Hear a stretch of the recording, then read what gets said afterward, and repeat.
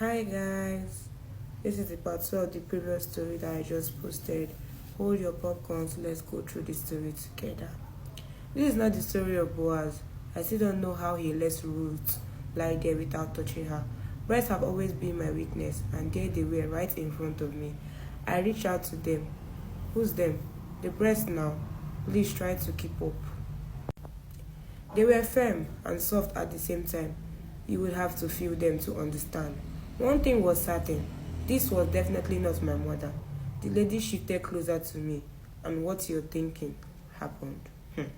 As everything unfolded, a voice in my head kept screaming, "You know you don't want to marry this girl. Stop it."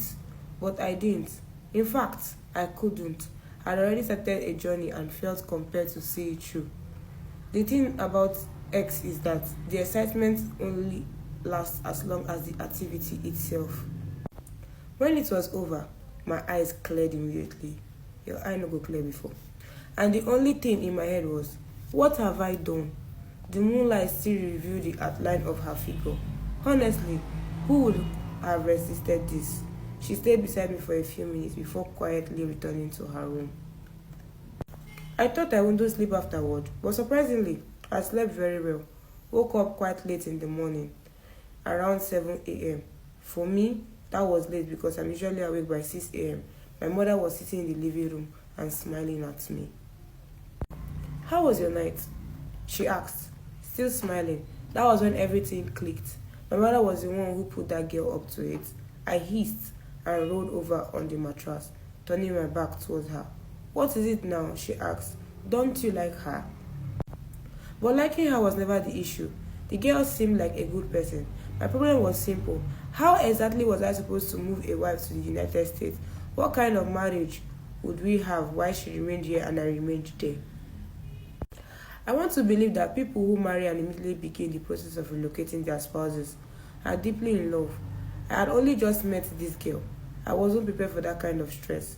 I decided to tell my mother the truth so she could let the girl move on.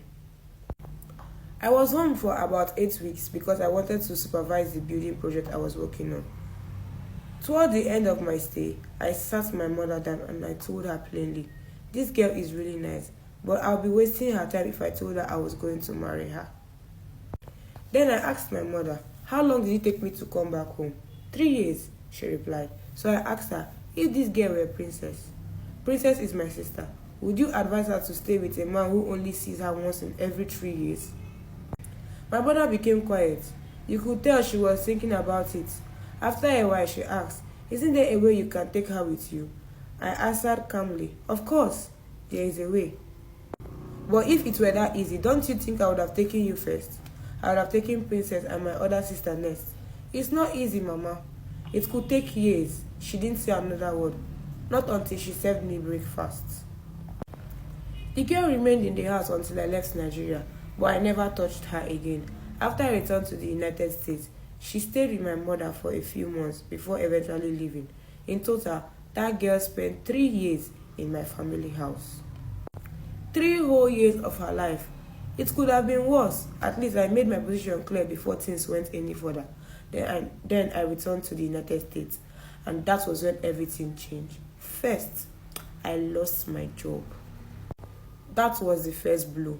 Me that had just gone to Nigeria to enjoy dirty December. How was I supposed to keep up now? I started using my savings to pay rent, while hoping another job would come along. Nothing came. Eventually, I couldn't keep up with rent anymore. I had to move out. Now I was sleeping in a friend's living room. Every day I submitted applications. Every day things somehow got worse.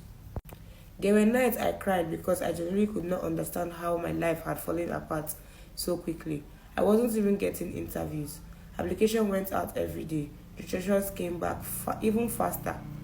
Who did I offend?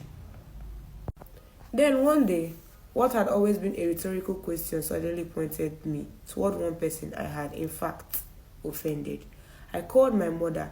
I told her to start looking for that girl, but nobody could find her, and that was when I became convinced that I was finished. So this is part 2, guys. Don't forget to like, comment, and share. I'll be dropping part 3 soon. Bye.